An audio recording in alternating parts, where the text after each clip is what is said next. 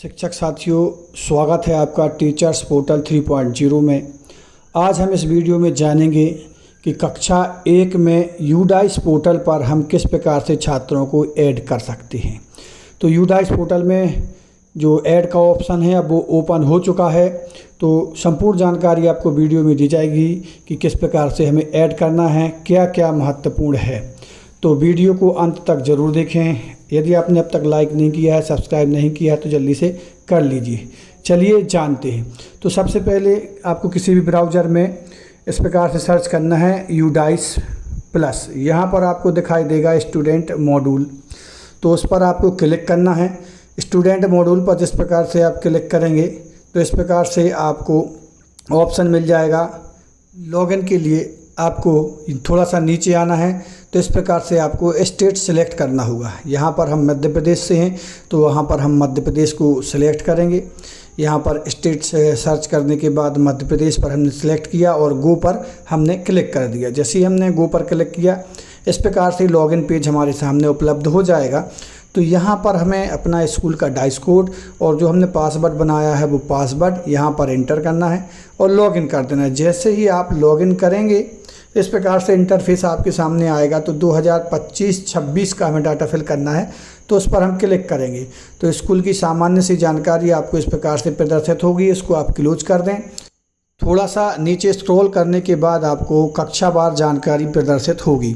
इसमें आपके पहले नंबर कक्षा 1 का ऑप्शन दिखाई देगा। यहाँ पर 0 छात्र रहेंगे, तो 0 छात्र को हमें यहाँ पर छात्रों को ऐड करना है। वह ऑप्शन अब ओपन हो चुका है। तो हम जैसे ही कक्षा 1 को थोड़ा सा बाजू में देखेंगे तो एक निशान है, उस पर हमने क्लिक किया और थोड़ा सा हमने बाजू में स्क्रॉल किया तो यहाँ पर ऐड का ऑप्शन जो है वो हमें स्पष्ट रूप से दिखाई दे जाएगा। तो यहाँ पर हम ऐड के ऑप्शन पर हम क्लिक कर देंगे। तो ऐड के ऑप्शन पर हम जैसे ही क्लिक करेंगे तो एक नया पेज हमारे सामने इस प्रकार से ओपन हो जाएगा।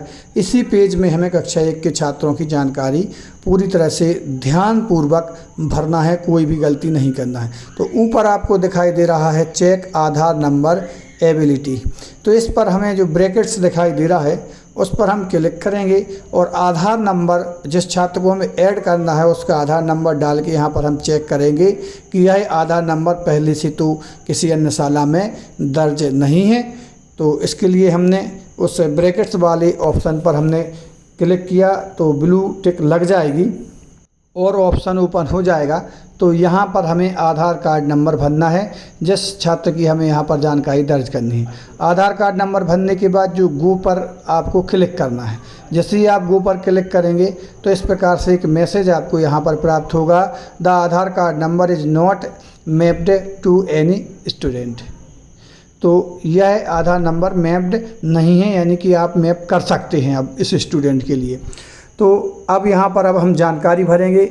प्रत्येक कॉलम में कौन सी जानकारी भरनी है महत्वपूर्ण रहेगा।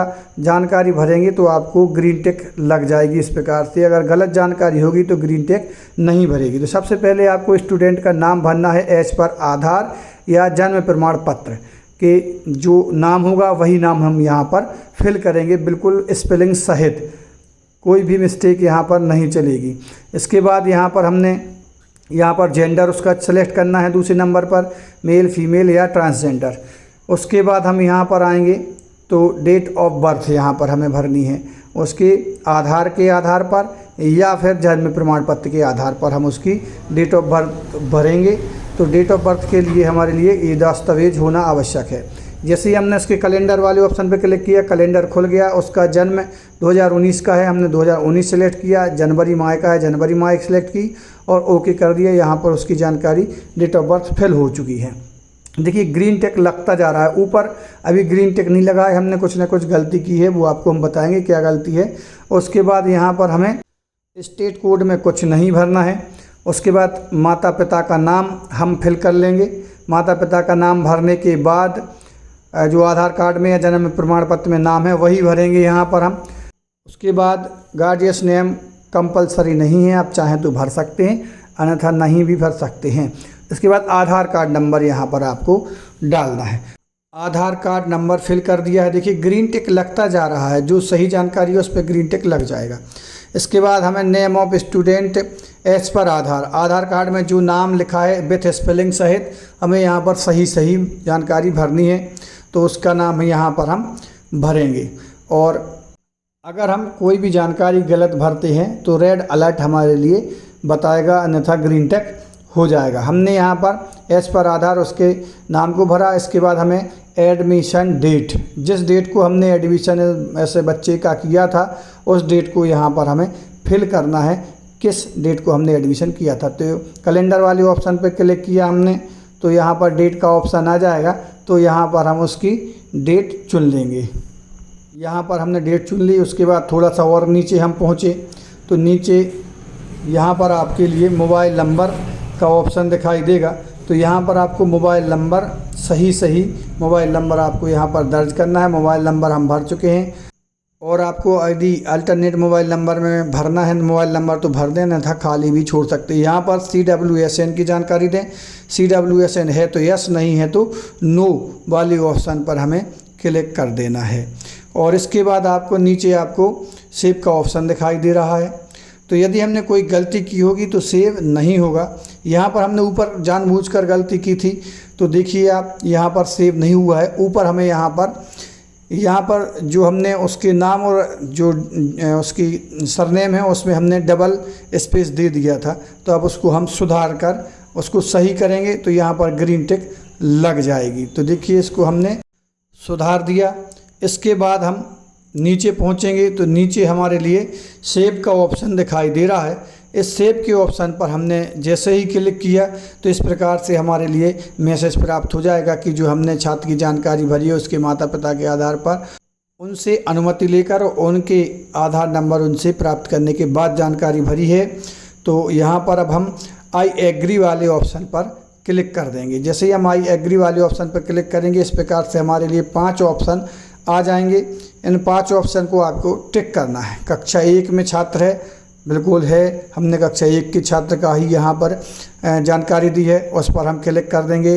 नेम ऑफ स्टूडेंट आप मिला लें कि उसका नाम यही है, सही स्पेलिंग है, उस पर हमने क्लिक कर दिया। छात्र के पिताजी का नाम सही है, माता का नाम सही है, और उसकी डेट ऑफ बर्थ जो हमने भरी है वह सब कुछ सही है, हमने सब पर ब्लू टिक कर दिया। अब यहाँ पर आए तो यहाँ पर कन्फर्म का ऑप्शन आपको दिखाई दे रहा है। तो इस कन्फर्म के ऑप्शन पर आपने क्लिक किया तो इस प्रकार से जानकारी उसकी सक्सेसफुली हो चुकी है सेव। अब आप चाहें तो ऐड न्यू स्टूडेंट वाले ऑप्शन पर क्लिक कर सकते हैं। यदि आप चाहें तो यहाँ पर फिल जनरल प्रोफाइल यानी कि GP, EP और FP जो हम प्रोफाइल बच्चे की कंप्लीट करते हैं उस ऑप्शन पर आप क्लिक करके GP, EP कंप्लीट कर सकते हैं। तो ऐड नहीं करना चाह रहे तो इसी बच्चे की आप GP, EP भी कंप्लीट कर सकते हैं। तो GP, EP वाली यानी कि जनरल प्रोफाइल वाले ऑप्शन पर हमें क्लिक करना होगा। तो यहाँ से उसकी हम जानकारी भर सकते हैं। तो जैसे हमने उस पर क्लिक किया, जो जनरल प्रोफाइल और एनरोलमेंट प्रोफाइल और फैसिलिटी प्रोफाइल यहाँ पर ऑप्शन हमारे लिए खुल जाते हैं। इसका वीडियो हमारे चैनल पर डला हुआ है, आप देख सकते हैं। उसकी आप जनरल प्रोफाइल को कंप्लीट कर सकते हैं। यदि आप बाद में करना चाहते हैं तो बाद में आप कंप्लीट कर सकते हैं। अब हम इसमें बैक पहुँचेंगे कक्षा अपने जो छात्र का हमने एडमिशन किया था उसकी कक्षा पर। यहाँ पर हम बैक आए तो कक्षा 1 में एक छात्र हमारा अब दिखने लगा है। उसकी जनरल प्रोफाइल और एनरोलमेंट प्रोफाइल और फैसिलिटी प्रोफाइल अभी कंप्लीट नहीं की है तो रेड से दिखाई दे रही है, और आप जब कंप्लीट कर लेंगे तो ग्रीन से दिखाई देगी। उम्मीद है वीडियो पसंद आई होगी, तो लाइक कीजिए, शेयर कीजिए और सब्सक्राइब करना ना भूलिए। मिलते हैं अगली वीडियो में। धन्यवाद।